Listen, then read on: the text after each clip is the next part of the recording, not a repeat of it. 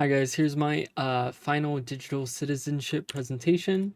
So first thing that I wanted to cover was first understanding digital citizenship in this class, and I found a very good quote from this Area Media Smarts 2022. Digital citizenship is the ability to navigate our digital environments in a way that's safe and responsible, and actively and respectfully engage in these spaces. The first thing I want to talk about is how to use technology appropriately, and first, technology in the classroom. So, community outreach and parents, how my school specifically does this community outreach, based off the institution that I picked, was a big thing that we do is s'mores. The school does a monthly message sent to parents' phones and emails called a s'more. It looks like this in the top right-hand corner here, and it's just full of the important dates and timelines for different things. I also did some research on how at my school site, as well as the district, we have an ELD department translator for any forms that we want to send home to parents, or any worksheets or anything that we might have. We can send it directly to them so that we know it gets correctly translated. And kind of part of the s'mores is different events online and in person.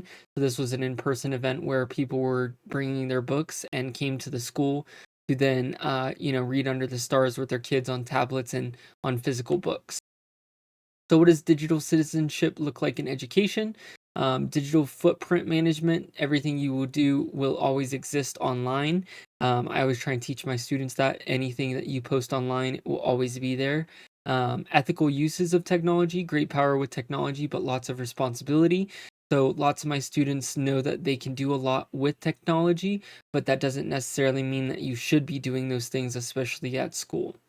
And then safe online practices, using resources responsibly, chat systems, searches, password protection, etc.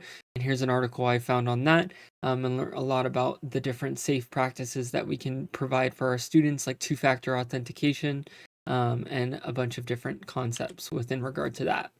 Some of my aha moments was the importance of digital contact with parents and how we didn't have those opportunities when I was in school.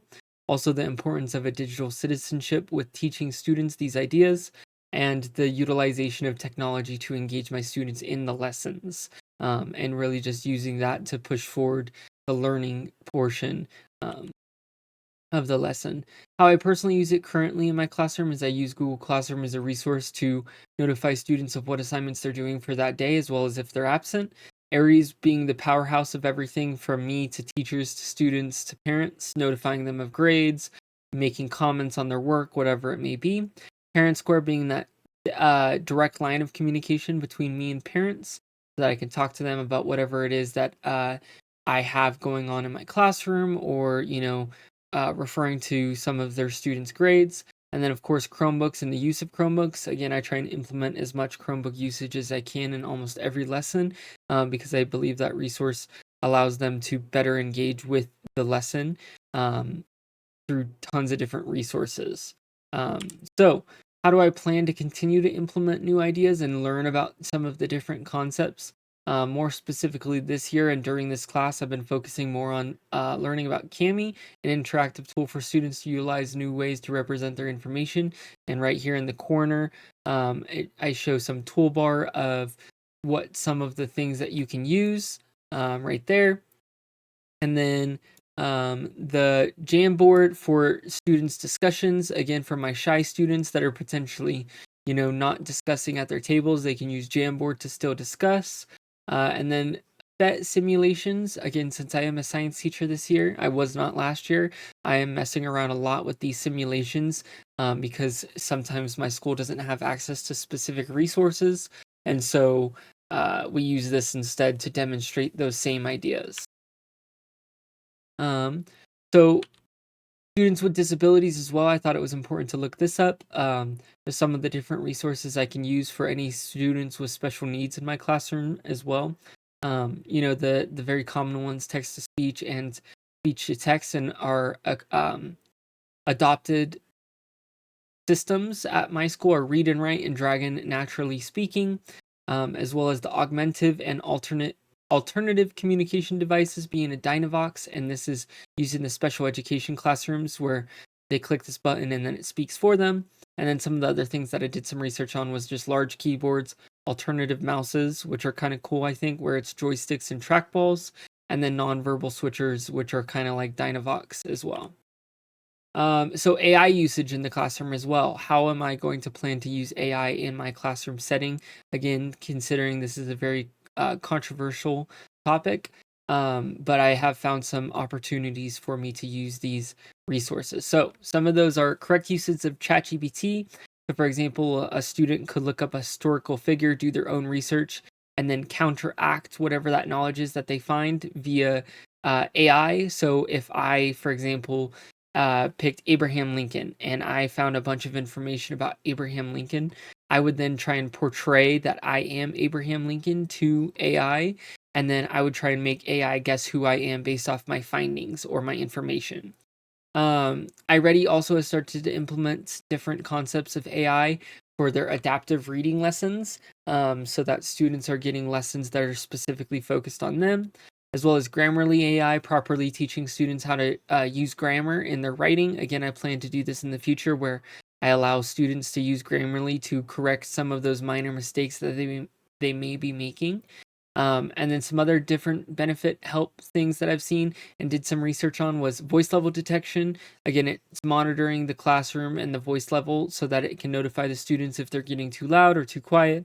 Timing transitions, automatic time transitions rather than a teacher being like, all right, guys, now we're going to switch to this. It automatically plays a sound or something where it does that for you. And then monitoring capabilities of the very popular GoGuardian, where it can automatically, make sure that students are on those correct websites for whatever that lesson is for that day, linking it to your Google Classroom. So next is technology in churches.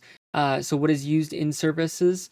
Live streaming is a big one, mass access to services and immediate imports for videos for YouTube.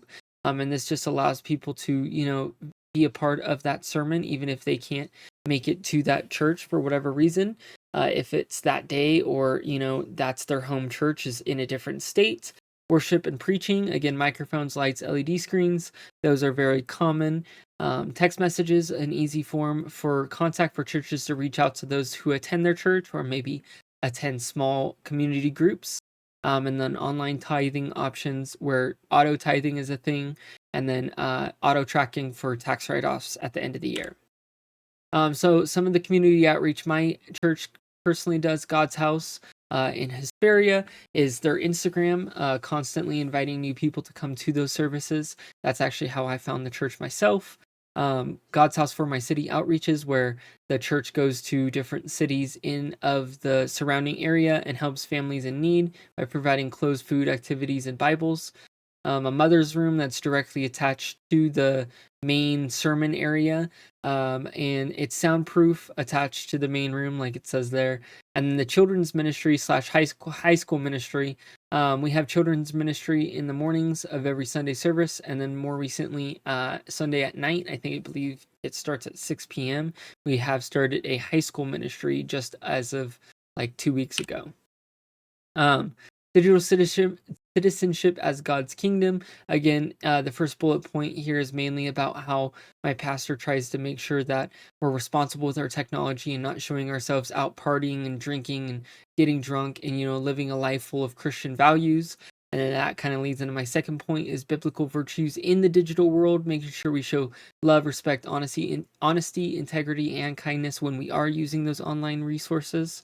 And then encouragement of positive use of technology, reposting Instagram reels that they make so that you're spreading the word of God, and then making posts about small group external meetings so that there's that fellowship.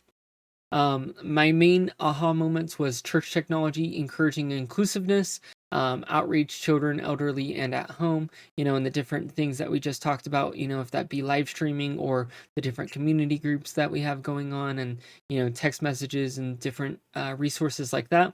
Virtual faith community, again, there are a lot of people that attend God's House online permanently, if they're in other states, or someone that originally attended God's House when they lived out here and then moved to a different state.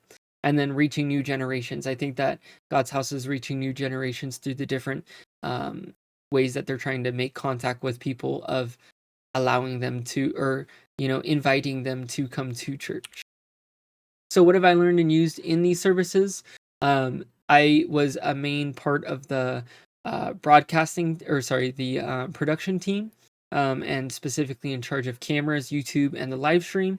So I messed around a lot with the Premiere Pro and editing the different software for that. The Blackmagic board as well, which controlled all of the camera angles and the lighting and a lot of just automated macro systems on that. And then I didn't have too much personalization or like use of the soundboard because there was a completely different sound guy. I kind of learned this a little bit too of how the soundboard, synchronizes multiple different instruments and voices and then outputs that to my cameras and the live streaming software and stuff like that as well.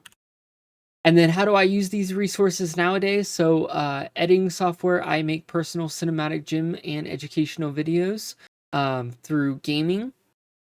And so by learning how to edit through the church, I learned how to do that adequately, as well as at my school. Every Wednesday we have minimum day and they do school announcements in the morning, and the teacher didn't quite know a lot about editing software, so I taught her how to do the editing software so that then she can teach the students how to do that editing software.